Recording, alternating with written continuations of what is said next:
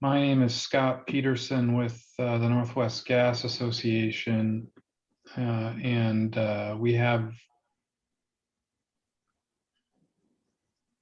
going to get going, and we're going to let Judy start the recording. We are going to record this so that, and we'll post it to the Gas Association website as soon as we get it edited, tightened up, and we'll put it on for everyone to get access to. You can point others to as well.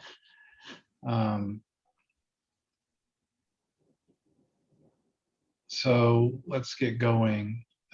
So again, my name is Scott Peterson with the Northwest Gas Association. We have with us today Richard Hyde, the Executive Director of One Future, and he's going to share with us the methane emissions intensity report that they did. And I won't steal any thunder. I'm going to turn it over to him. He can introduce One Future to you and then go through the report. So I'm going to stop sharing and let and give access to the screen to Richard.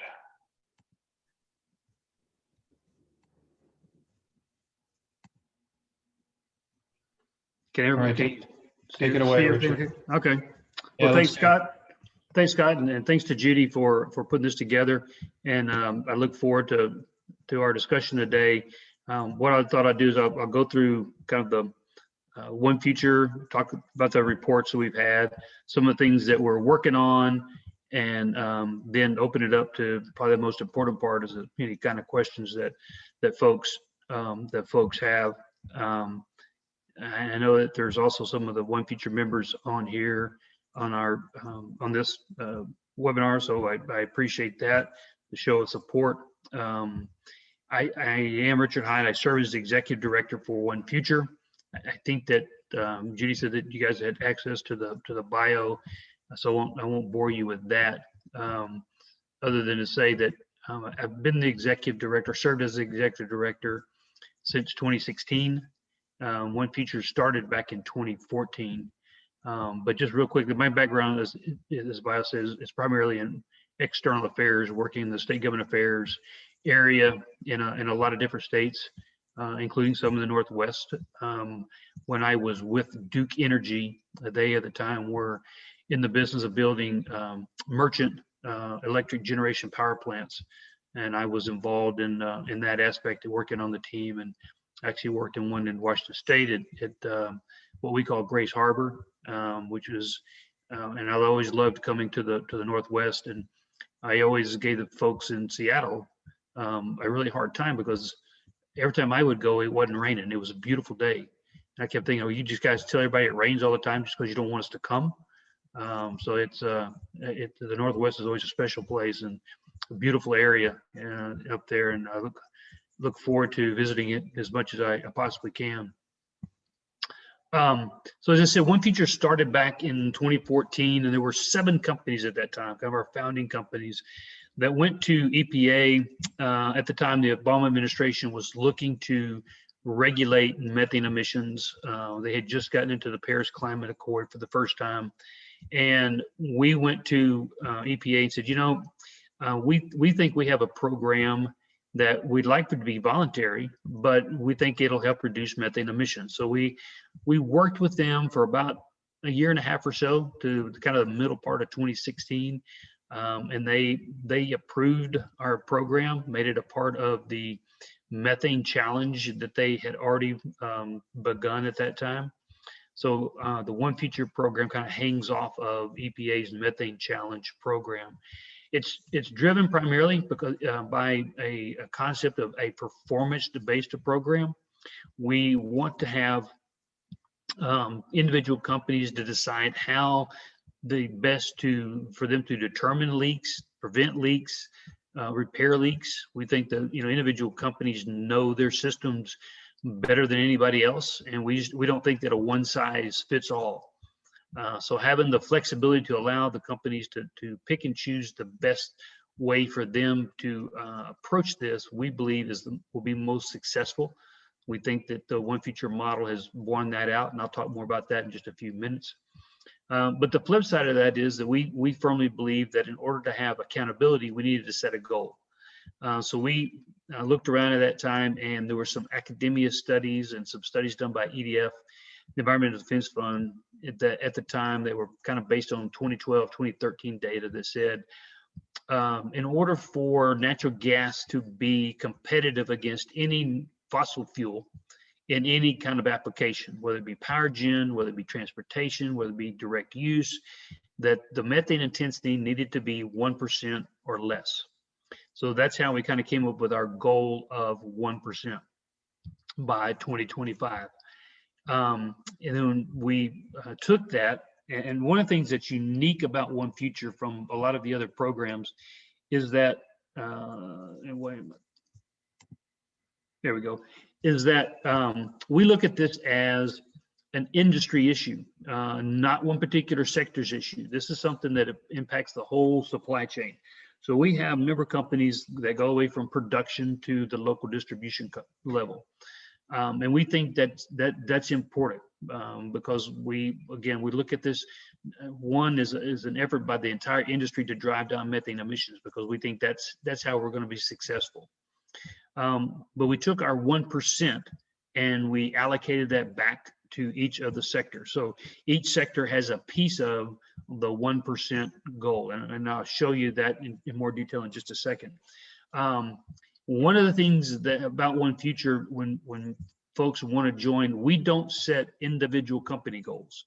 We only have our sector goals. So we collect all the data for a particular sector, and we roll that up into that sector. So we have a sector result, and then we combine the sectors to have a overall One Future result. And we think that's extremely important. We think that it's also important for us to maintain confidentiality. So there's only a couple of people. We have a technical consultant. So they're the only ones that know what individual companies' results are. And that's by design, because we don't highlight companies and we don't call companies out. We look at this as a team effort. So that's how we do it. Now, that being said, individual companies can obviously report the results in any way that they want to. That's totally up to them. But One Future will not do that. We're now 50 companies strong. This slide's a little dated. It's hard to keep up with putting logos on the slide, but we're now 50 companies. We've increased probably almost double from probably say a little over a year ago. We were about 24, 25 companies, and we're now, like I said, we're now 50 now. So in the past year, so we have doubled our membership. We represent, and I forget the exact figures, but if you look at it just from an overall supply chain, we probably represent 20+% of the supply chain within One Future member companies. So this is a slide that shows back in 2012, which at the time was the most current data available from EPA. So the first bar there is the 2012 National Methane Intensity from EPA. And how we define methane intensity is your emissions over your production or over your throughput, kind of depending on where you fit into the value chain. So in 2012, the National Methane Intensity was the 1.44, and it was broken down, as you see, by those sectors. So we looked at, again, the 1% as our goal, believing that to be kind of a stretch, going from 1.44 to 1. We thought that was, at the time, we thought that was a stretch to get there. And then we did some studies and we allocated those back into the individual sectors. As you see there, as an example, our goal, One Future goal for distribution is 0.22%. For production on the other end is 0.28. And then, our the transmission storage, which again is a big piece of it, is 0.3, and then you have you have processing and then gathering and boosting. So those are our sector goals.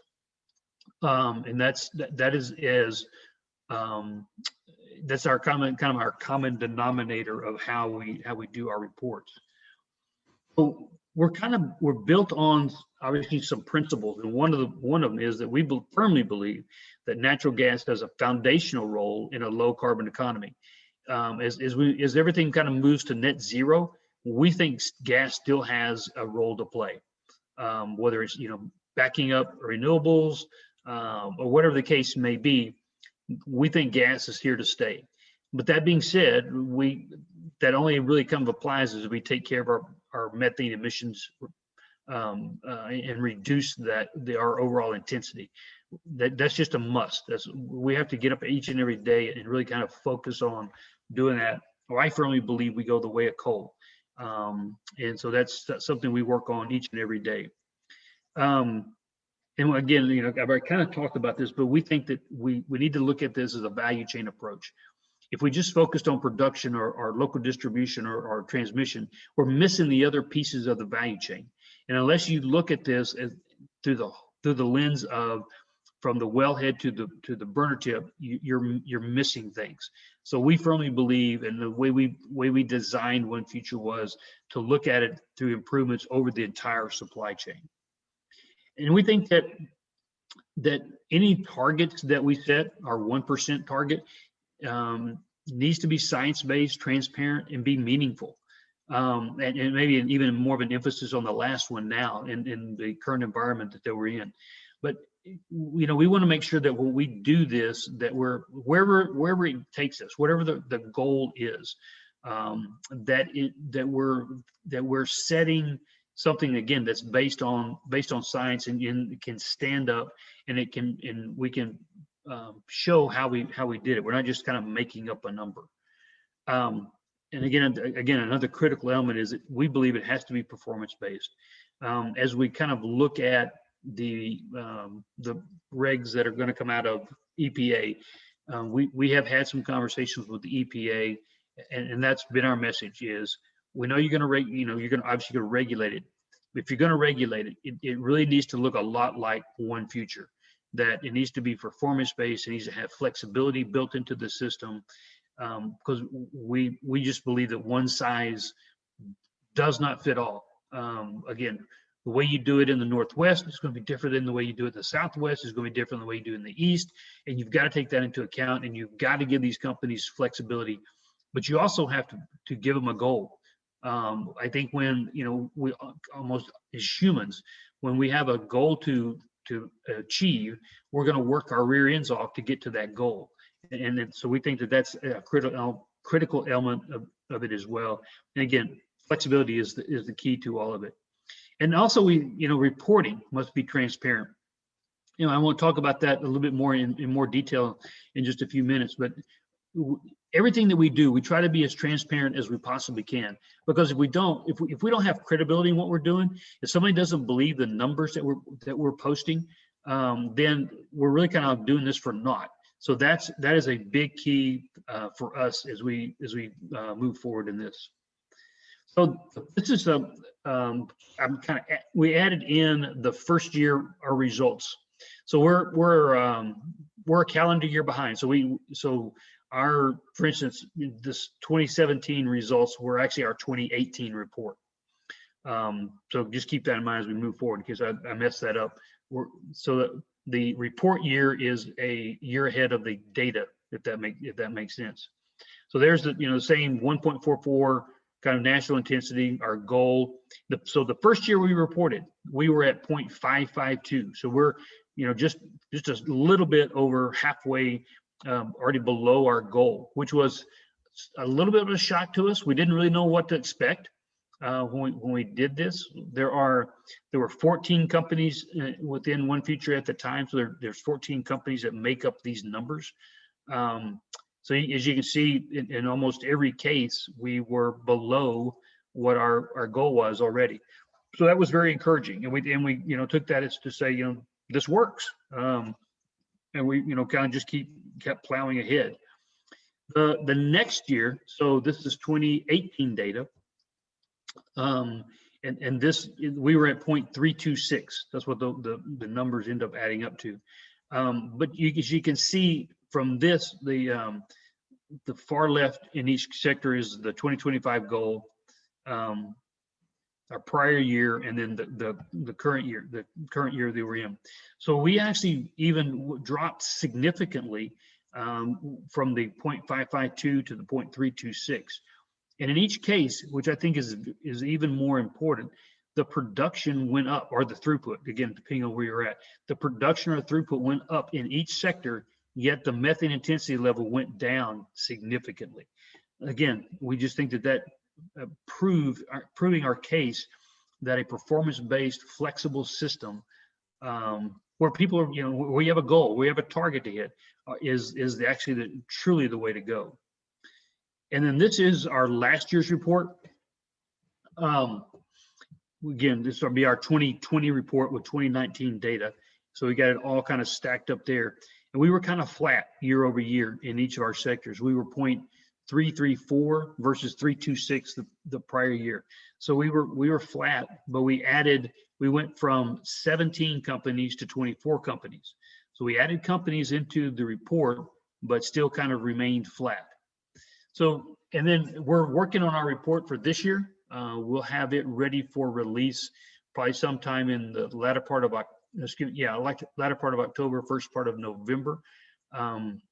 We had just kind of gotten all the company data in and are compiling that into what the report will be. But the significant thing about this year is that we've gone from 24 companies that are in the report to 45 companies in the report.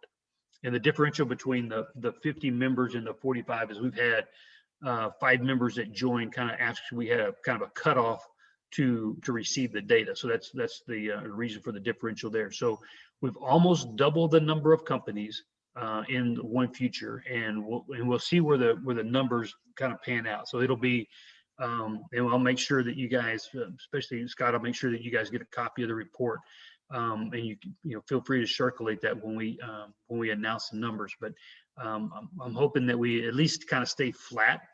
But there's always a possibility we may bump up a little bit. Our goal still is by 2025, so we're still continue to work at that.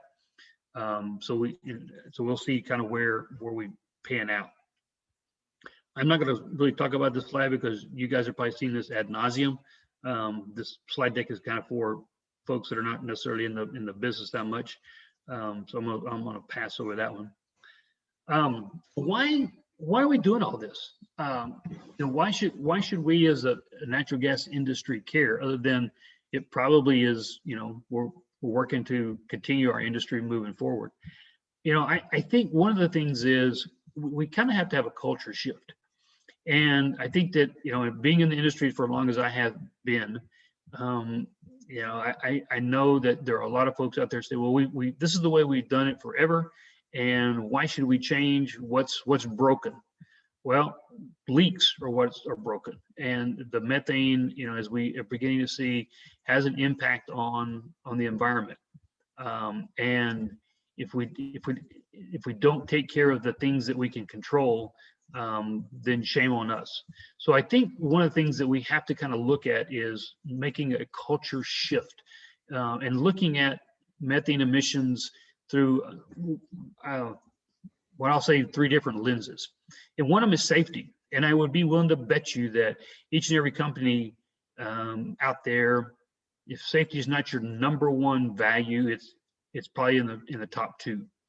I think we all want to see our employees come to work safely and then go home each and every night safely. And obviously leaks, again, I know kind of preaching to the choir here, but leaks can be a safety issue. And I realize that you guys control, these leaks, and I worked for a distribution company, and I understand, kind of the setting the priorities of repair them. But a leak is a leak, and it can be a safety issue. So I think if we begin to look at it through that lens, I think it kind of changes our culture, kind of changes our dynamics. And then also, looking at it from the standpoint from the investors, each and every company has a fiduciary responsibility to their investors to be responsible. And more investment communities are really pushing back on the companies that they're investing in, to ensure that they are looking at sustainability through a lot of different lenses. But just looking at it from the methane lens, from a natural gas lens, there's a lot of companies that are looking at it and going, we're only going to buy gas from companies that are doing this in a responsible manner. Now you get, the definition of responsible manner could be debated. It, has been debated. It probably will be debated. But I think that's my point, is that the investment community is looking at this, and I think will continue to look at this and make their presence known. So I think, again, looking at it through that lens as well helps us to kind of focus in on what we should be doing, as well as our customers. And I know it seems to me more and more that the customer base is really pushing back, maybe even more so now than some of the investment community. I have seen, lately, some of the end users beginning to push back up their supply chains, and not only for natural gas, but a lot of their supplies. And, what are you doing to ensure sustainability? And I think from a natural gas standpoint, you've got a lot of maybe, power gen users are saying, I'm trying to get to net zero. So how are you, Mr. Supplier, going to get me gas that helps me to drive down to meet my goal of net zero by 2050 or whatever their date is? So I begin to, if you look at it from that lens as well, as the customer is pushing back as well and looking for a sustainable product, I think that, again, that it kind of sharpens our focus of why, methane emissions reductions really matters. And I think, just to kind of keep our industry leadership, we have to continue to show that we are best in class, that we are truly taking care of our business and controlling the things that we can control. And I think that's, to me, that's kind of what leadership means. And so I think by tackling that and continue to be where we are, not only from a national perspective and kind of where we lead in natural gas production, but again, taking care of our business. And again, I think the last one we kind of talked about, we just have to ensure the sustainability of our product by taking care of it, and showing that we can efficiently move it from the wellhead to the burner tip. So a couple of things that we're working on, that I think are big deals. So as we began this year, we looked at our annual report, and like I said, we've done 3 already, and nobody has ever asked me the question, how can you be sure that your numbers that are in your report are right? And if somebody were to ask me that question, I would have to honestly say, I have no reason to believe that they're not right, but I can't prove to you that they are. So as we began looking at this at the beginning of the year, it's like, okay, how do we tackle that? How do we get to the point where we can actually validate the numbers that are in our report? And as we started kind of peeling the layers of the onion back, we found that it's a much bigger issue, a much more complicated issue than I originally thought it was going to be. So what we have done this year is we have hired an outside third-party consultant to come in and look at it from a one feature perspective. What are our outside consultants doing to ensure that, to the best of their ability, that the numbers are accurate? So they're actually in the process of working on that right now. We're under the presumption that the numbers we get from the member companies are right, but what are our outside consultants doing? What are our technical guys doing to the best of their ability to ensure that the numbers are right? And as an example, if a company has reported, multiple years, are we looking at year 1 to year 2, and are there significant changes, and going back to the company going, okay, now year 1 you reported X, year 2 you reported Y. Why is it such a big difference? So doing that, you can't do that with the first year, but I think you kind of maybe get my point, that we're trying to do what we can at that level to ensure that the numbers are right. But then how do we get back to the individual companies to ensure that the individual company numbers are right? Well, as we were going through this process, it just so happens that the Gas Technology Institute are in the process of beginning a project to do this, to accomplish this very thing. So we have One Future has agreed, and there are several other companies that are a part of this already. It's called Project Veritas, being run by GTI. That their goal is to establish standards for each individual emission source as it relates to measurement, so that you would have some kind of standardization on how emission sources are measured. Again, not trying to create a one-size-fits-all way to do it, but creating a standard way that you would determine how that is done. I think that this is important as we kind of mature in methane emission reductions overall, that we get to this point, because this is, without a standard, you have nothing really to kind of validate against.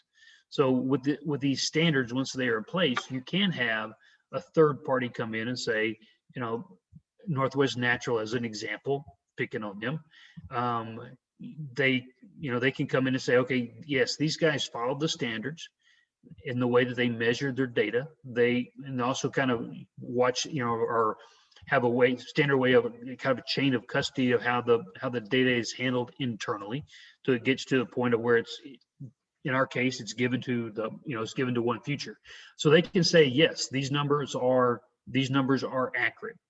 So it's kind of like a financial, I can't use the word audit because people get really nervous by saying that, but it's kind of what it is.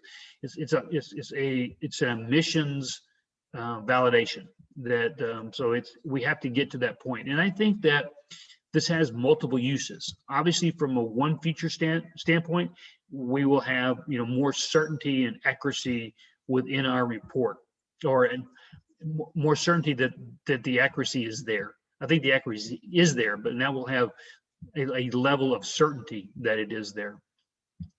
The other thing I think where this plays a big role is as we move toward what I'll call responsibly sourced gas. Again, this is not something that One Future is really involved in. One Future member companies on their own are kind of looking at responsibly sourced gas, and you have a variety of players, Project Canary, MIQ, IES, that are kind of looking at this. I think, in my personal opinion, and that's really all it's worth, is that one of the ways that a market may get created in this space is for end users. Let's just take an LNG exporter that has to meet a standard that is set by the EU. And I'll use the number of 0.2. So their methane intensity of their gas that they ship from the LNG export terminal to the EU cannot have a methane intensity greater than 0.2. All right, so how do you figure out that gas is 0.2? Well, I believe once you now are able to validate an individual company as to what their methane intensity is, you as a marketer or buyer can then path your gas from the wellhead, from the production source, all the way through to your, to the endpoint, to your LNG terminal, and you just add up the methane intensities of the components within the supply chain. If you go all the way, if you add up, production, gathering and boosting, processing, and probably transmission, and it's 0.2, you can be able to prove that it's 0.2 or less. I think that is one way that the market may mature into that way. And having these validations are a key component of that. Again, that's not something that One Future is really working on, but I think that that's something that is out there. And that kind of fits into just kind of more accurate data. And I think that from a One Future perspective, that's what we're looking for. Especially even now, as we move into a net zero carbon economy, and individual companies are trying to figure out how to get there, how to get to net zero. They're obviously going to have to buy, carbon offsets to get them to net zero. So if you're a company and you're trying to, buy offsets for your methane emissions, you're not going to want to buy more carbon offsets than you have to. So the more accurate that you can get your data, the better off that you're going to be. And so one of the things that we have been concerned about in One Future is, EPA uses emissions factors, which in our mind may be somewhat out of date.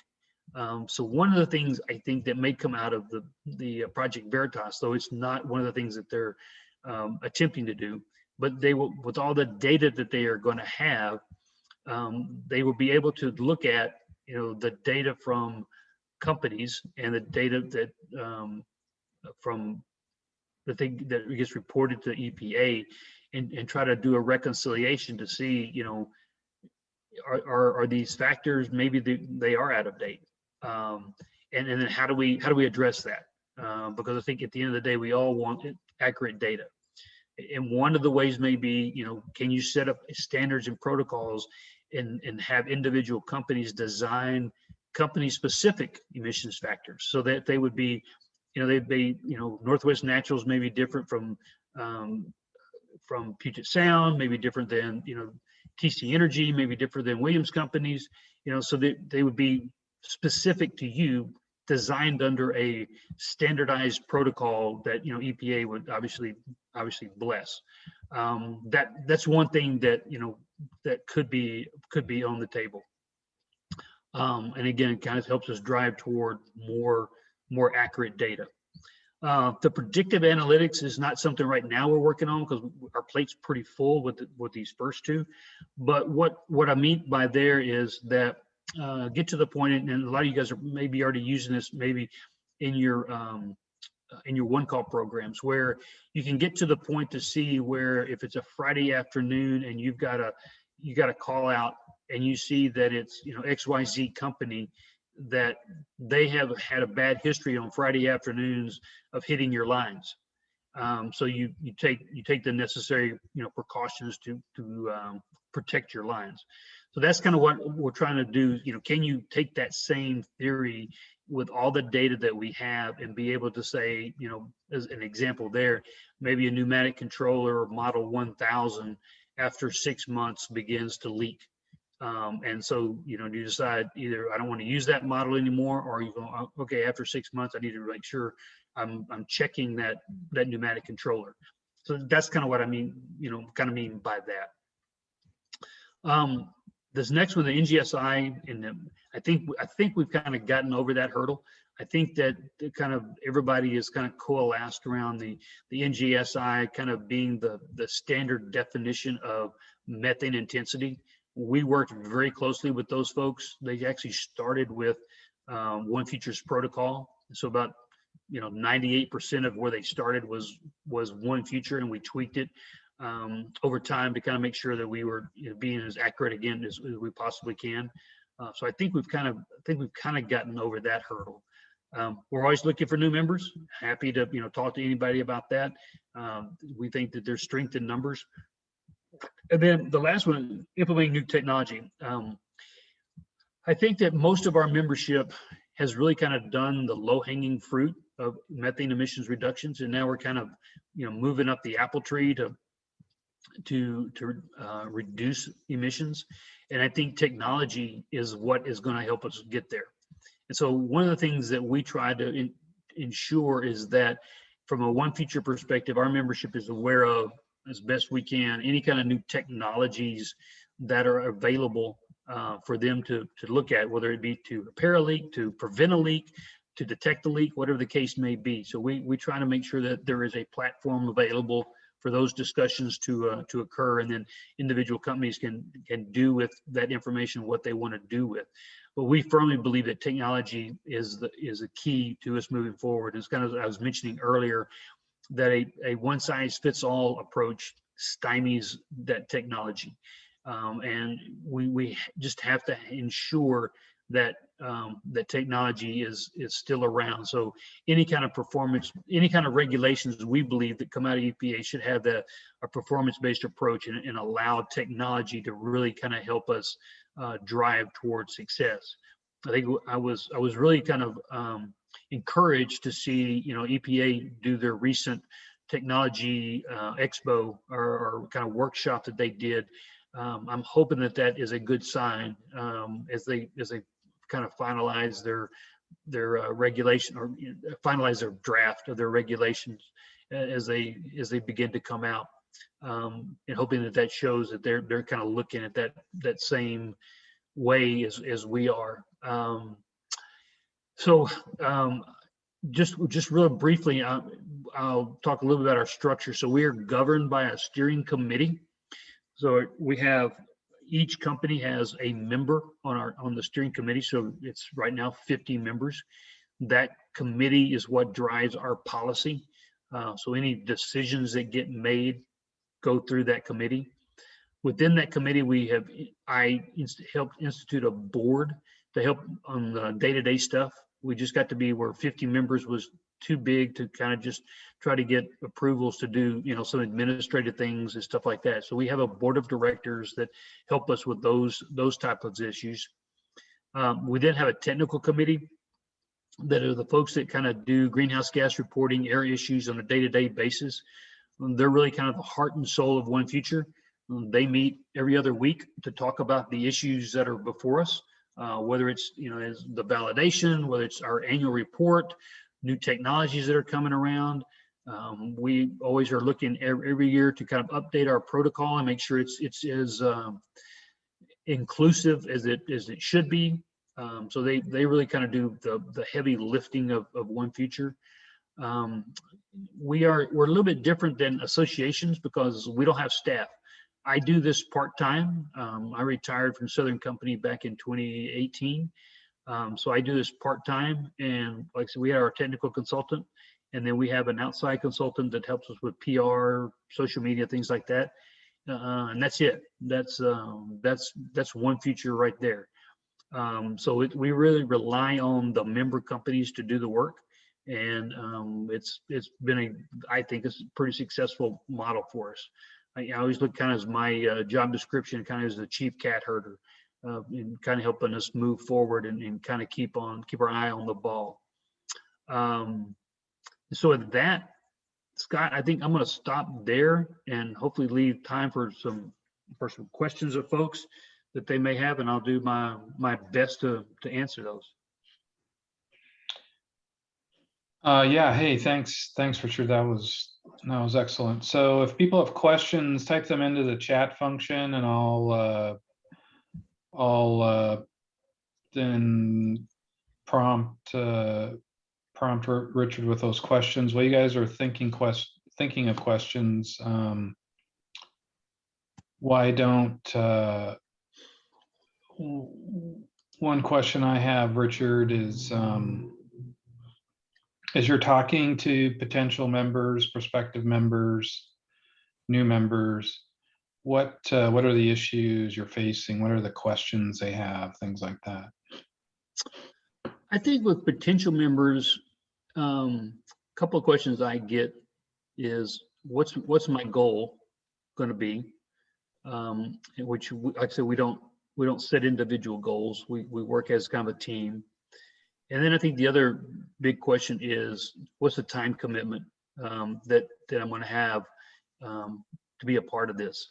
And I think that it's always kind of that one's always a little bit more challenging to answer. The first year, it's like anything else when it's new. I spend a little more time putting the report together. We have a kind of a template to use. So after that first year, it makes it much easier. But the first year takes a little bit of time. But our technical guys will walk anybody through, and help them do that. But those are probably the two big questions that I get. Do you interact with regulators at all? Not so much, because again, we're not really an association, so we're not really set up to do advocacy. So we do have some interaction with EPA because like I said, we kind of we're a child of EPA, if I can use that term. So we do have, I think, good relationships with those folks. But at the state level, we really rely on the member companies to do that. So yes, it's a kind of yes and no answer. So yes, we do, but it's through the member companies. So they will, tout and advocate for kind of the One Future model, but it's the individual member companies do that. And probably the best example I can give you there, Scott, is in the state of Colorado. I guess it's been a little over a year ago now. They had some legislation that required them to set up regulations, and One Future member companies worked with the regulators in the state of Colorado, and they developed a program that was modeled after One Future. Oh, interesting. How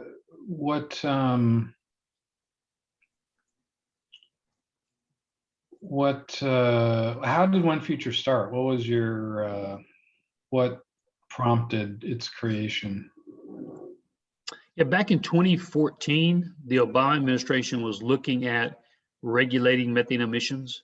They had just joined the Paris Climate Accord the first time.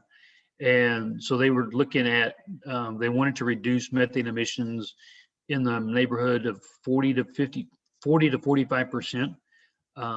So we were trying to get out ahead of that and went to them with our One Future program and worked with them for about a year and a half or so, to get them to kind of buy into our program, set up our protocol that we have now, and have them agree that that was the right thing to do, and actually became a part of the methane challenge within the EPA program.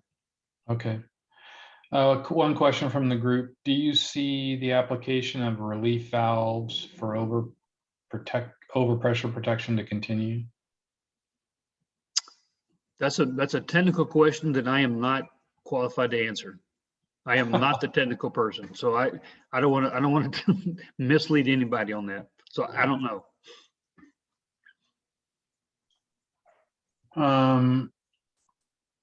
Who you said you have an outside technical consultant? Mm-hmm. That Yeah, helps. we do. We have an outside technical consultant, and then the member companies themselves, they would be more astute at answering that question than I can. Do you see, so you're attempting to grow membership wise, is what are beyond that, what are the next steps for you? What's kind of how does One Future continue into the future?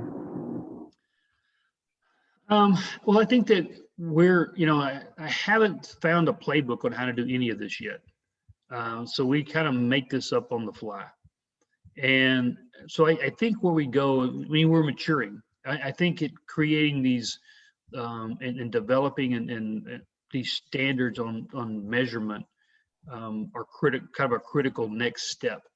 And then I think, going from there to even more accurate data is kind of a next step as One Future matures. I think that how the regulations that EPA has comes out will have a bearing on One Future.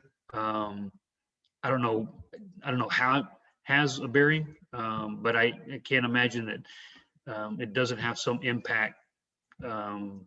Though until we kind of see what the regulations say, it's hard to say exactly what that impact is. So again, this is my name's Scott Peterson with the Northwest Gas Association. If you have questions, type them into the chat function. We'll go as long as we have questions, and then we'll move on. But and then a reminder, this is being recorded, so you can share this with other folks later when we post it to the Gas Association website. Another question,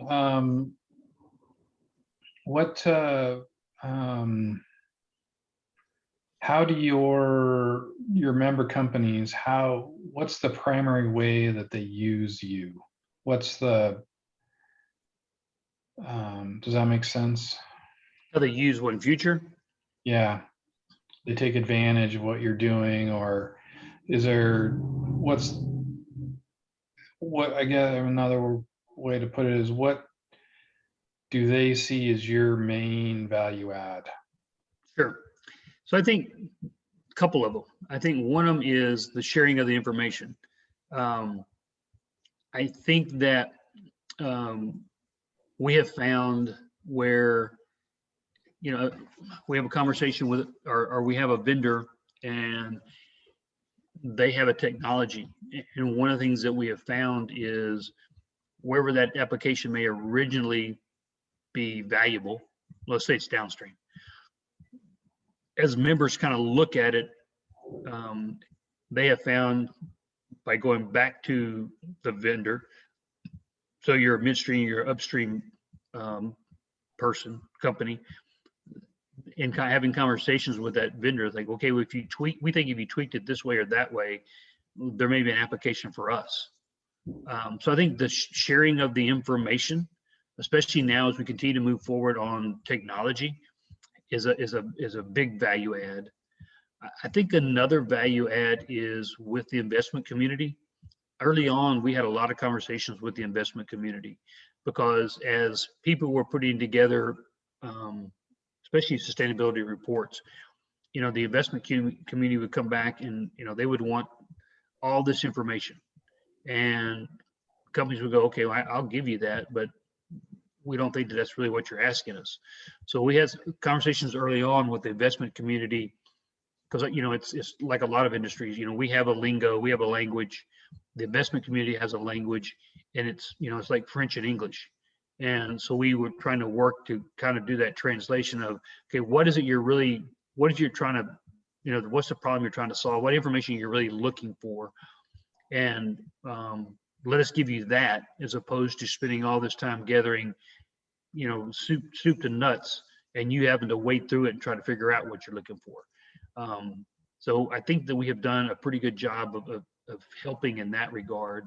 And I think that because of that, there has been some benefit that accrues to companies that are One Future members when the investment community looks at them and to see what kind of the mission of One Future is, to say, yeah, I want you guys to be part of One Future. We've had, especially on the private equity side, that has occurred in several different occasions where the private equity owners have kind of pushed their companies that they're investing in into One Future because they see the value in reducing methane emissions, and this is kind of an intentional way of kind of laying that out with having a goal set that it kind of forces, I guess is maybe the right word, that the companies to kind of jump in and start working on it.